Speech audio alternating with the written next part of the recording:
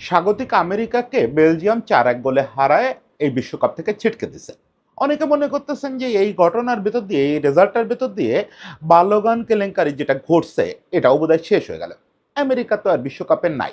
ফলে আমেরিকার বালোগানকে নিয়ে যে একটা ভয়াবহ কেলেঙ্কারি হচ্ছে, বালোগান গেট এটা বলতেছে ইউরোপিয়ান মিডিয়া, সেই বালোগান গেট বোধহয় এখানে শেষ হয়ে গেল। না, বালোগান গেট এখান থেকে প্রাণ পেল।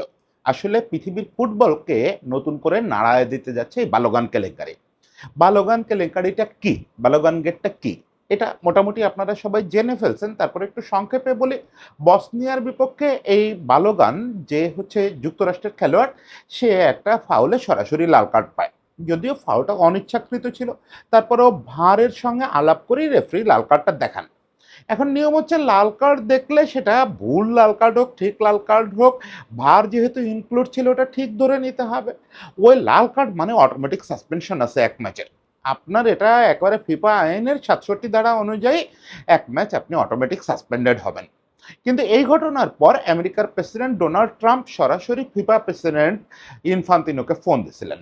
ফোন দিয়ে বলছেন যে এটা তো ফাউল বলে আমার মনে হয় না, এটা তো কোনো অন্যায় করে না এই ছেলেটা, ও তো আমাদের মেসি, ওরে খেলতে দাও পরের ম্যাচটা, ওর বিষয়টা বিবেচনা করো। এই ফোন আলাপের ঘটনাটা খোদ ট্রাম্প নিজেই স্বীকার করছেন। এবং ট্রাম্প আবার সেখানে বলছেন যে এটার সঙ্গে বালেগানের পরবর্তী কোনো ঘটনার সম্পর্ক নেই। কিন্তু আমরা দেখছি যে পরের ২৪ ঘন্টার ভিতরে ফিফা তার বিশেষ যে ডিসিপ্লিনারি কমিটি, সেই বিশেষ ডিসিপ্লিনারি কমিটি বিশেষ ক্ষমতা বলে বালেগানের শাস্তি ১ বছরের জন্য সাসপেন্ড করে দিচ্ছে। ফলে বেলজিয়ামের বিপক্ষে সে খেলতে পারছে। এটা নিয়ে তোলপাড় হয়ে গেছে, বেলজিয়াম ম্যাচের আগেই তোলপাড় হয়ে গেছে। বেলজিয়ামের কোচ বলছেন যে আমার মনে হচ্ছে যে আজকে এই জুলাই মাসের এই সময়টায় বোধহয় এপ্রিল ফুল, ১লা এপ্রিল, তা না হলে এরকম একটা খবর কিভাবে পাবো। উনি যেহেতু প্রতিপক্ষ কোচ, এটা নিয়ে আর বেশি কথা বলেন নাই। বেলজিয়াম ফেডারেশন একটা বিবৃতি দিচ্ছে, তারা আপিল করতে চাইছিল, শেষ পর্যন্ত সেই আপিল সম্ভবত কূটনৈতিক পর্যায়ে ম্যানেজ করে ফেলা হয়েছে। ওটা নিয়ে আর খুব বেশি দূর যায় নাই। খুব তীব্র প্রতিক্রিয়া দেখাচ্ছেন ইয়র্গেন ক্লপ। তিনি বলছেন যে এটা যদি সত্যি হয় তাহলে, ওনাকে যখন জিজ্ঞেস করা হয়েছে উনি সম্ভবত কনফার্মেশন পান নাই, তাহলে এটা সম্ভবত ফুটবল ইতিহাসের সবচেয়ে বড় তামাশা। দুইটা লোক যারা ফুটবলের কিছু বোঝে না, ইনফান্তিনো আর ট্রাম্পের কথা বলতেছেন, তারা বসে এরকম একটা ডিসিশন নিয়ে নিল, অফুটবলীয় একটা ডিসিশন নিয়ে নিল ফুটবল সম্পর্কে। এবং উনি পরিষ্কার করে বলছেন যে এটা ওদের জগৎ না, ওদের খেলা না, এটা আমাদের খেলা, আমরা যারা ফুটবলের লোক তাদের ব্যাপার, এটা আমাদের ডিসিশন নিতে হবে, এটা তাদের ডিসিশন নেওয়ার কোনো অধিকার নাই। ক্লপ এভাবে সমালোচনা করছেন জিনিসটার। এছাড়া উয়েফা প্রচণ্ড সমালোচনা করছে, তীব্র ভাষায় একটা বিবৃতি দিচ্ছে। তারা বলছে যে এটা রেড লাইন অতিক্রম করে গেছে, এবং যে একটা দৃষ্টান্ত তৈরি হলো, এই দৃষ্টান্ত অনুসরণ করে আগামী দিনে ফিফা থেকে এবং এই বিভিন্ন ফুটবলীয় সংস্থা থেকে নানা ধরনের সুবিধা নেওয়া হবে। আয়োজকরা, ক্ষমতাধররা নানা রকম সুবিধা নেওয়ার চেষ্টা করবে। পুরো পৃথিবীর ফুটবলের যে একটা ইকোসিস্টেম, এই ইকোসিস্টেমে একটা আঘাত করলো এই ঘটনাটা। অতি অবশ্যই এটা ভয়াবহ সমালোচনাযোগ্য। এবং ফিফা পরে একটা অবশ্য বিবৃতি দিয়ে গা বাঁচানোর চেষ্টা করছে। তারা বলছে ট্রাম্পের ইনফান্তিনোকে যে ফোন কল, সেটার সঙ্গে এই বালেগানের শাস্তি মওকুফের কোনো, শাস্তি সাসপেনশনের কোনো সম্পর্ক নাই। শাস্তি সাসপেনশন করছে আলাদা স্বাধীন কমিটি, আর ট্রাম্প ফোন দিয়ে কথা বলছেন ইনফান্তিনোর সঙ্গে। এখন এটা বিশ্বাস করা আসলে নিতান্ত কলাগাছ হলেও এটা বিশ্বাস করবে না যে মার্কিন প্রেসিডেন্ট, এই বিশ্বকাপের আয়োজক, অন্যতম আয়োজক দেশের প্রধান, নির্বাহী প্রধান এবং বিশ্বের সবচেয়ে ক্ষমতাধর রাষ্ট্রের প্রধান, তিনি ফিফা প্রেসিডেন্টকে একটা কথা বলছেন যে বিবেচনা করো, আর সেই জিনিসটাই হয়েছে নজিরবিহীনভাবে। সেই কাজটা উনি বলতেছেন এই ফোনের সঙ্গে সম্পর্ক নেই বিবৃতি দিয়ে, এটা কেউ বিশ্বাস করবে না। তার মানে ব্যাপারটা ঘটছে, এই ব্যাপারটা ভয়াবহভাবে ঘটছে। যদিও এখন ফিফা শিবির থেকে ক্রিস্টিয়ানো রোনালদোর কেসটাকে সামনে আনা হচ্ছে, যে ক্রিস্টিয়ানো রোনালদো তো বিশ্বকাপের আগের লাল কার্ড পাইছিল, তাতে তার প্রথম ২ ম্যাচ নিষিদ্ধ থাকার কথা ছিল। সেই ২ ম্যাচের নিষেধাজ্ঞা তো ফিফা এই একই আইন ব্যবহার করে, একই ক্ষমতা ব্যবহার করে অনির্দিষ্টকালের জন্য পিছায় দিয়েছে। তা নাহলে তো রোনালদোকে আপনি প্রথম ২ ম্যাচে মাঠে দেখতেন না। এখন একটা পুরনো অন্যায়ের প্রসঙ্গ টেনে এনে আরেকটা অন্যায় জায়েজ করা যায় না।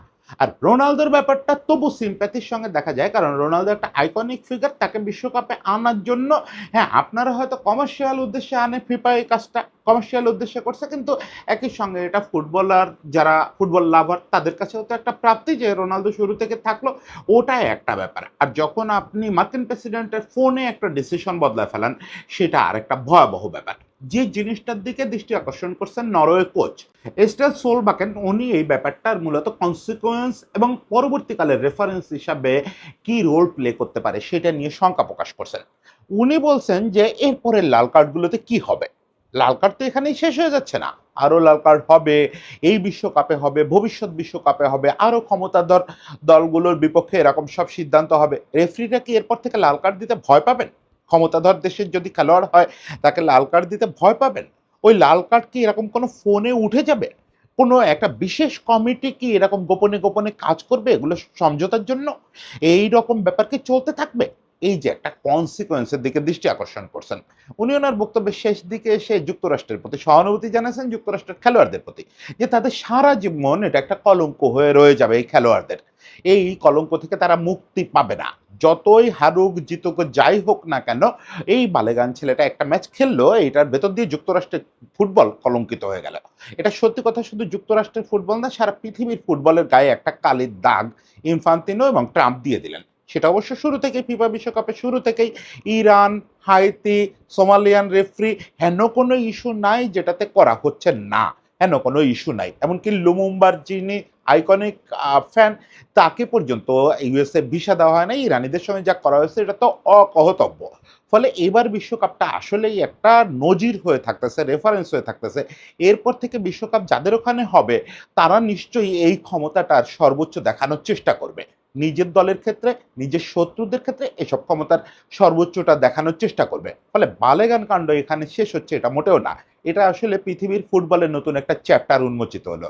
সবাইকে শুভেচ্ছা।